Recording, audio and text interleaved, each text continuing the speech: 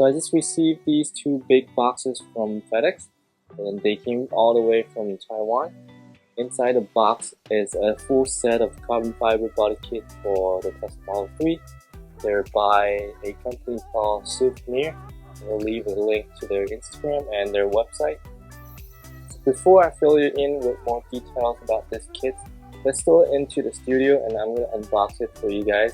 I haven't seen the kits for myself either, so let's take a look at it together.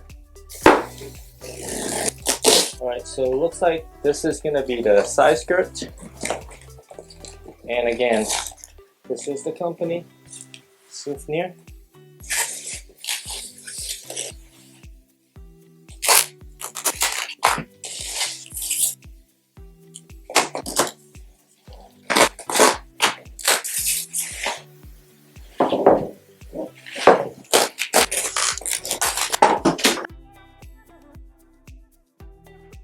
So here we have it, the unboxing's done. Here are the carbon fiber side skirt. They are the gloss carbon fiber, not the forged carbon or dry carbon, just the glossy ones. And this is the front spoiler. It's got a double splitter design and doesn't have those super high fins on the side, which is not overly aggressive, but aggressive enough to, I think it's a good subtle change for or upgrade. And the front spoiler here has a really good coverage underneath the car. The bottom side is well covered as well, so it's actually 2-layer thick of about 6 inches deep. So lots of carbon, lots of material here. And then here is the rear spoiler. It looks like the mounting position looks like a majority of this is going to be sitting on top of the trunk, so it's only like this much extended on the back of the trunk. So I'm just gonna get the camera closer to the part and throw some B-roll and show you guys the quality with the studio lights.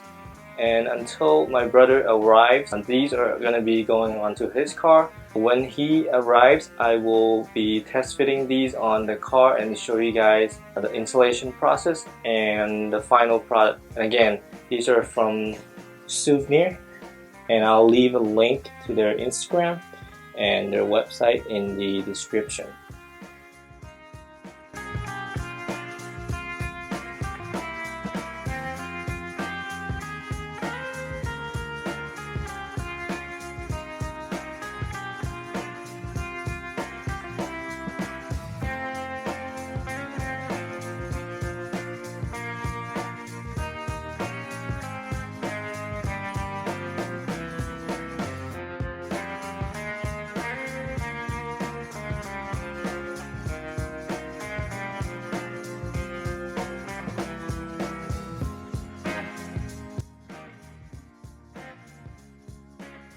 So for the installation, I started off with the side skirt. First thing I did was to wipe the surface clean with isopropyl alcohol, because later I'm going to be adding some double-sided tape along with some M4 nutserts and M4 hex bolt to secure the side skirt. To drill the holes on the under panel for my nutsert, I'm going to be using a stepper bit. That way I don't have to go back and forth and switch from a smaller drill bit to a bigger drill bit. Now unfortunately I don't have my safe jack with me as I let my friend borrow it, so I'm going to use a floor jack to help raise up the side skirt for test fit. I also use masking tape to help secure the side skirt from falling, as well as using it to mark the location where I want to drill later. Once I think I have the side skirt in the right position, I put a piece of tape over the rocker panel and the side skirt to help me line up the side skirt once again after I had drilled all the holes that I need. With the side skirt still in place, I drilled a hole on the bottom of the side skirt, and then later I used a marker to mark the hole so I know exactly where to drill on the under panel. After I have all the necessary hole drilled on the under panel, I used this rivet setter to rivet in the M4 nutsert. This tool has become one of my favorite tools recently. I have been using a lot.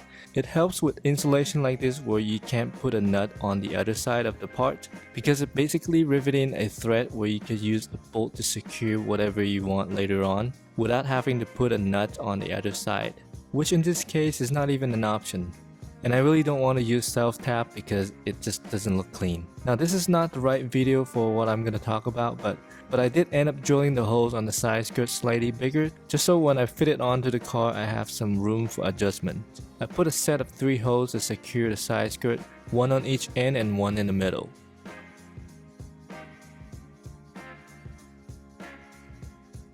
And finally, for additional support, I added some 3M double-sided tape all along the edges.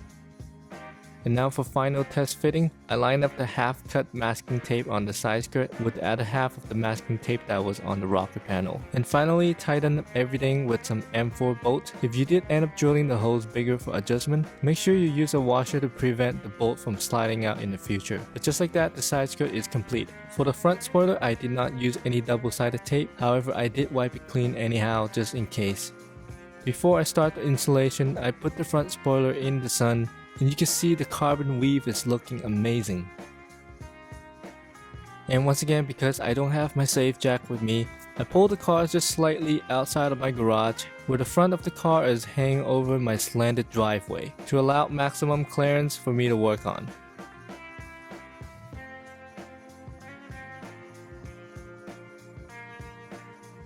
A very cool trick I learned that was very helpful was that I used a deflated basketball as a prop to hold the front spoiler against the bottom of the front bumper while I make sure everything fit and get everything mounted.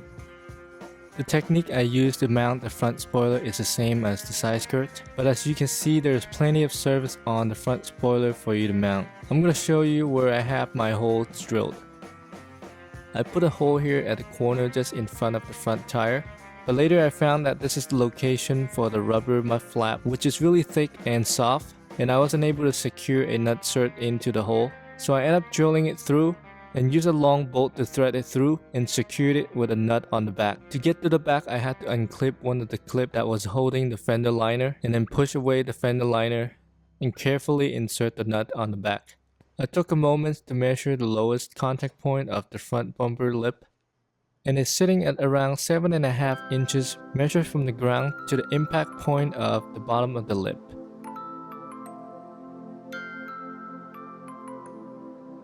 I used the same method where I drilled the hole on the bottom of the lip and then marked the location on the bottom of the bumper where I want to drill, and use the same tool to rivet in the nutserts.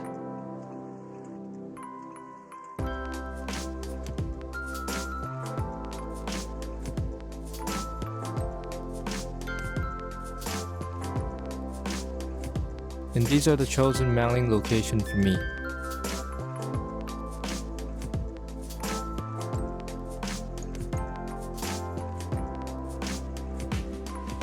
And finally, secure everything with an M4 bolt and a washer.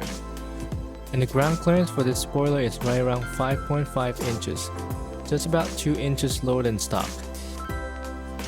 For the spoiler, it fits really nicely, and because of that indentation on the back of the spoiler where it hugs the top and the edge of the trunk, it helps lines up everything on the first try.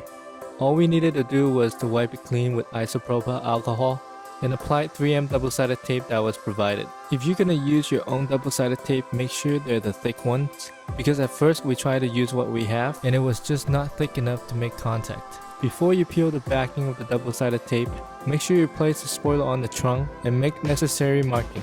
Once again, I used masking tape to make my marking. Now peel off the backing of the double-sided tape and carefully place the spoiler on. Line up the marking that you made, and once you're happy with the placement, firmly press it down and make sure it doesn't move. And just like that, the whole kit is now installed. I'm gonna end this video with a B-roll showing off the finished product. But if you like this video, please give me a thumbs up, leave me a comment below and let me know what you think of this kit. And if you're new to the channel, I document mostly do-it-yourself projects for my Tesla Model 3, as well as some home improvement projects. So make sure you subscribe if you want to see more contents like this. And make sure you guys check out Suvneer Instagram and their website. I'll leave their link in the description. They also have floor mats, and I believe they have other body kits coming as well, so make sure you check them out. But until then, I'll see you guys next time. Thank you.